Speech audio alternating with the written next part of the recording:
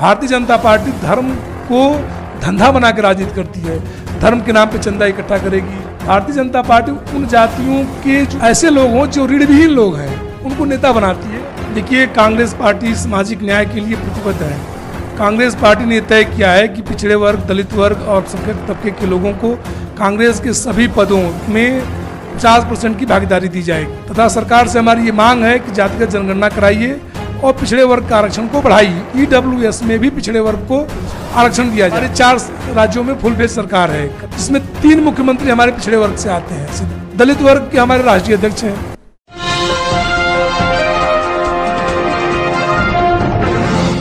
नमस्कार साथियों, मैं हूं विनीत यादव और हमारे साथ इस वक्त मनोज यादव जी हैं। ये उत्तर प्रदेश कांग्रेस कमेटी के पिछड़ा वर्ग प्रकोष्ठ के प्रदेश अध्यक्ष हैं और लगातार कांग्रेस जो है इस वक्त पिछड़ों और दलितों पर फोकस कर रही है और आरक्षण बचाने के नाम पर और पिछड़ों का जातिवार जनगणना कराने के नाम पर लोगों को जागरूक कर रही है, अलग अलग जिलों में कार्यक्रम कर रही है। हम इनसे समझेंगे कि इसका उद्देश्य क्या है, क्या चल रहा है, फिलहाल आप लोग किस तरीके से इस कार्यक्रम को कर रहे हैं। देखिए, कांग्रेस पार्टी सामाजिक न्याय के लिए प्रतिबद्ध है। हमारा रायपुर अधिवेशन हुआ। रायपुर अधिवेशन के बाद कांग्रेस पार्टी ने तय किया है कि पिछड़े वर्ग, दलित वर्ग और अल्पसंख्यक तबके के लोगों को कांग्रेस के सभी पदों में 50% की भागीदारी दी जाएगी। कि पिछड़ों को उनकी भागीदारी सुनिश्चित करने के लिए न्यायपालिका, सचिवालय या हर जगह नौकरियों में जरूरी है कि इस देश में जातिगत जनगणना कराई जाए। उन्हीं के विचारों को हम लोग आगे बढ़ाते हुए उत्तर प्रदेश में मंडलीय सम्मेलन कर रहे हैं और पिछड़ों के बीच में जा रहे हैं तथा सरकार से हमारी ये मांग है कि जातिगत जनगणना कराइए और पिछड़े वर्ग का आरक्षण को बढ़ाइए। ईडब्ल्यूएस में भी पिछड़े वर्ग को आरक्षण दिया जाए। इसके तहत हम लोगों ने अभी तक 7 मंडलों में मंडलीय सम्मेलन किया है। अभी इस महीने में 8 मंडलों में और होगा। शेष और अगस्त के महीने में हम लोगों ने प्रस्तावित किया है। इन मंडलीय सम्मेलन कराने के पीछे हमारी ये मंशा है कि हम अपने लोगों को जागरूक करें और बताएं कि कांग्रेस पार्टी ने 2004 से लेकर 14 तक की जो सरकार थी उसमें जातिवार जनगणना और जातिगत सर्वेक्षण कराया था, जिसको भारतीय जनता पार्टी और मोदी की सरकार उजागर नहीं कर रही है। भारतीय जनता पार्टी पिछड़ों को आपस में लड़ाने के लिए बार बार अति पिछड़ों में आरक्षण को विभाजित करने की बात करती है। लेकिन चाहे वो जस्टिस रोहिणी कमेटी की आयोग हो, चाहे वो राघवेंद्र सिंह की कमेटी का आयोग हो, चाहे इसके पहले हुकुम सिंह की कमेटी का मामला रहा हो, भारतीय जनता पार्टी सिर्फ भाषणों में पिछड़ों के हित ऐसी होने का बयान देती है। सिर्फ भारतीय जनता पार्टी पिछड़ों का वोट ले रही है। हर जात में एक नेता निकालकर और पूरी जात का वोट लेकर और उन जातियों, पिछड़ी वर्ग के जातियों के हक और हिस्से के साथ नाइंसाफी कर रही है। जैसे इसी सब सवालों को लेके हम लोग जनता के बीच में जा रहे हैं। मोदी और पिछड़ा ये बहुत ही मिथक है और ये भारतीय जनता पार्टी और झूठ जो उसका झूठ और प्रोपेगेंडे की राजनीति है उसका एक हिस्सा है। अभी आप देखेंगे पूरे उत्तर प्रदेश, पूरे देश में हमारे 4 राज्यों में फुल फेज सरकार है। कर्नाटक, हिमाचल, छत्तीसगढ़ और राजस्थान, जिसमें 3 मुख्यमंत्री हमारे पिछड़े वर्ग से आते हैं। सिद्धरामैया जी, हमारे गहलोत जी और भूपेश बघेल जी दलित वर्ग के हमारे राष्ट्रीय अध्यक्ष हैं। तो ये कहना भारतीय जनता पार्टी का कि वो पिछड़ों की हित ऐसी है, ये गलत है। वास्तविक तौर पे अगर देखा जाए तो पिछड़ों के लिए काम करने से लेकर और पिछड़ों को प्रतिनिधित्व देने से लेकर कांग्रेस कहीं उनसे बहुत आगे है और कांग्रेस ये प्रोपेगेंडा नहीं करती है। कांग्रेस उनको और इस समाज को जो उद्देश्य है उसकी पूरा करने में लगी हुई है। देखिए, एक चीज है कि अभी जो है एक परसेप्शन है कि युवाओं की आंखों पर धर्म का चश्मा लगा है।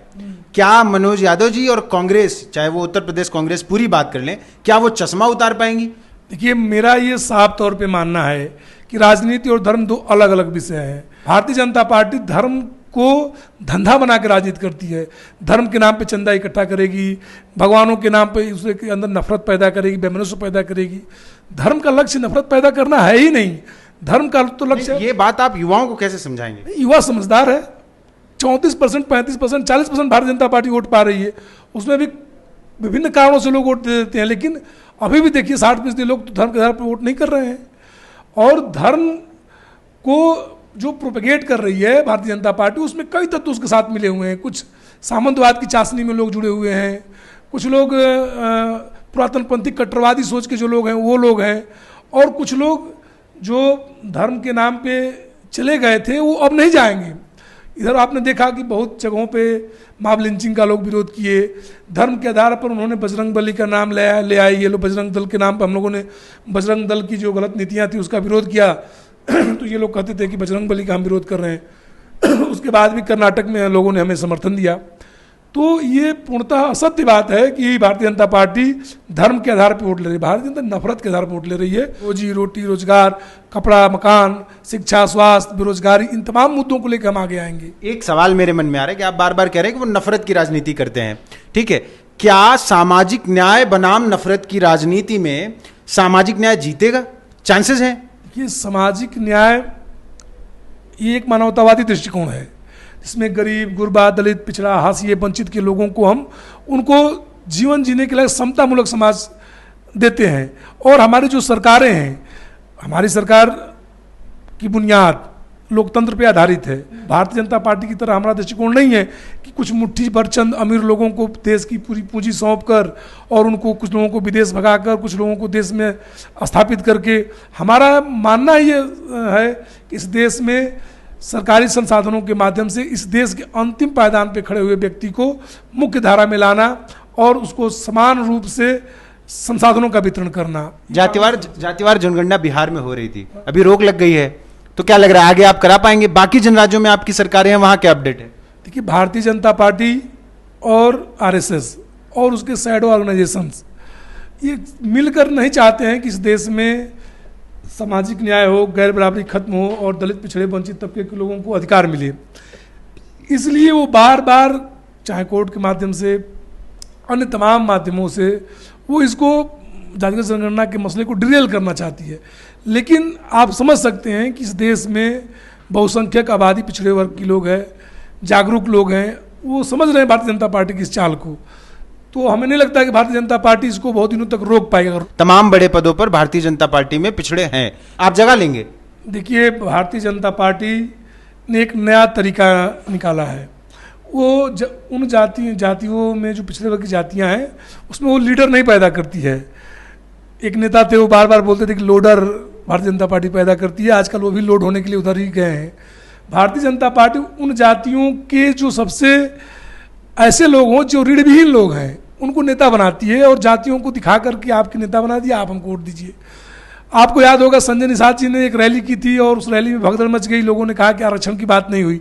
बाद में अमित शाह के माध्यम से उन्होंने बयान जारी कराया, लेकिन आज वो उस मुद्दे पे नहीं है और आज वो कुछ और ही बातें कर रहे हैं, सांप्रदायिक एजेंडे पे चले गए हैं। जनता समझ रही है, जनता एक बार चली जाएगी, 2 बार चली जाएगी, बार बार नहीं चली जाएगी। वो जनता ने भी मूड बना रखा है कि इनके खिलाफ जाना है। चलिए, अच्छा एक बात बताइए, पिछड़ों के जो मुद्दे हैं उनको आप फिलहाल उत्तर प्रदेश में मैनेज कर रहे हैं, डील कर रहे हैं और बात कर रहे हैं लोगों से। आपको क्या लगता है कि जो पार्टियां सिर्फ दलित पिछड़ों की राजनीति करके ही बड़ी पार्टी बनी, सत्ता में आई, क्या वो पार्टियां आपके साथ आने वाली हैं? देखिए, हम पूरे देश स्तर पे हमारे बड़े नेता इस पर लगातार चर्चाएं कर रहे हैं, बैठकें कर रहे हैं, उस दिशा में हम आगे भी बढ़ रहे हैं। जहाँ तक सवाल है क्षेत्रीय दलों का हमारे साथ आने का, मेरा ये मानना है कि इस देश में इस वर्तमान समय में जो भी सामंतवाद का विरोध करता हो, जो भी प्रतिक्रियावादी ताकतों का विरोध करता हो, जो भी पूंजीवादी जो क्रोनिक कैपिटलिज्म है उसका विरोध करता हो, जो भी इस देश में समतामूलक समाज की स्थापना के लिए आगे बढ़ता हो, जो भी वैज्ञानिक दृष्टिकोण को आगे ले जाना चाहता हो, जो भी इस देश में गरीब आवाम की आवाज़ बनना चाहता हो या उसके हित में अपने आप को खड़ा होना महसूस करता हो, सभी दल एक साथ आएंगे।